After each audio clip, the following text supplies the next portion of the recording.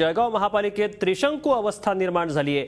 कोणत्याही पक्षाला बहुमत मिळालेलं नसलं तरी सुरेश जैन यांच्या खान्देश विकास आघाडीला सर्वात जास्त 33 जागा मिळाल्या आहेत। तर मनसेनेही जोरदार मुसंडी मारत 12 जागा जिंकल्या आहेत। त्यामुळे सत्ता स्थापनेसाठी जैन आणि मनसे एकत्र येणार की मनसे भाजप राष्ट्रवादीचा नवा फॉर्म्युला अस्तित्वात येणार याबाबत आता उत्सुकता आहे। महापालिका निवडणुकीच्या निमित्तानं जळगावमध्ये सुरेश जैन यांचीच दादागिरी असल्याचं पुन्हा एकदा सिद्ध झालंय। यावेळी मात्र त्यांनी थेट तुरुंगातूनच आपली दादागिरी दाखवून दिली आहे। जैन प्रणित खान्देश विकास आघाडीला 33 जागा मिळाल्या आहेत, तर भाजपला 15 जागांवर विजय मिळवता आलाय। गेल्या निवडणुकीत एका जागेसह महापालिकेत प्रवेश केलेल्या मनसेनं 12 जागांवर मुसंडी मारली आहे, तर राष्ट्रवादी काँग्रेसला केवळ 11 जागांवर समाधान मानावं लागलंय।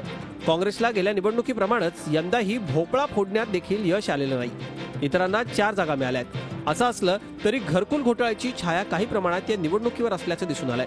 कारण गेल्या निवडणुकीत स्वतंत्रपणे लढणारी शहर विकास आघाडी खान्देश विकास आघाडीत विलीन झाल्यानंतरही जैन यांना बहुमत मिळवता आलेलं नाही। त्यामुळे सत्ता स्थापनेसाठी अपक्षांचा आधार घ्यावा लागणार आहे। त्याचवेळी मनसेचाही पर्याय जैन यांच्या समोर आहे। मात्र राज ठाकरे यांच्याशी चर्चा करून निर्णय घेणार असल्याचं मनसेनं सांगितलंय। राजसाहेबांच्या विचाराचा पूर्णपणे विजय त्या ठिकाणी जळगावमध्ये झालाय।